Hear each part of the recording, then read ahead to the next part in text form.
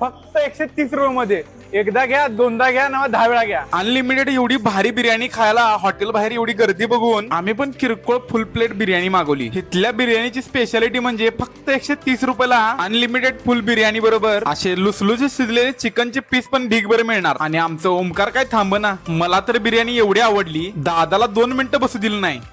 त्याची क्वालिटी आणि क्वांटिटी एक नंबर आहे. बकासूरची बिर्याणी छान आहे. बकासूरची क्वालिटी आणि क्वांटिटी एक नंबर आहे. भावानो, बकासूरला एकदा यायला लागते.